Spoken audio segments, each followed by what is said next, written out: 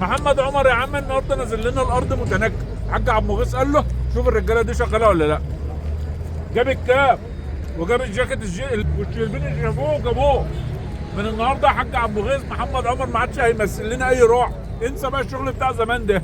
انا بقول لك اهو حاجه، محمد عمر كلام مفتوح. هنأكله ونشربه على حسابنا عشان يبقى معانا مش ضدنا. ودي اخر مره انزل لنا الارض يا ابو ضيوف يا ابني من كفر الزيات. طبعا شرف لنا كبير جدا لما يبقى ناس طيبه وناس محترمه زيكم كده يشرفونا ويتابعونا بجد والله العظيم. شرف كبير لينا ان شاء الله. ان شاء الله جايين تشتروا ولا تبيعوا؟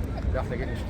ربنا يوفقكم. جايين نشوفك الاول يا باشا. شرف ليا والله وبعد العظيم. كده نشتري. حبايبي حبايبي على دماغي وعلى راسي والله العظيم. حبايبي منورين منورين.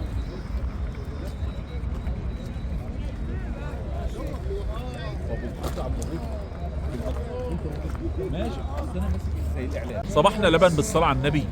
يوم جديد ان شاء الله ويوم سعيد على الناس كلها. ربنا يرضي الناس ان شاء الله. النهارده ان شاء الله نحاول نجيب جوله عن السيارات نوضح فيها الرؤيه والدنيا عامله ازاي. بس الظاهره الغالبه كل الناس عايزه تشتري لان الناس كلها قلقانه ومحدش مطمن. فكله مقلق. فكله قاعد يقول لك نشتري ونخزن نشتري ونخزن.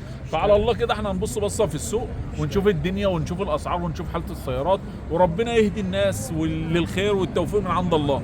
يا مسهل يا رب.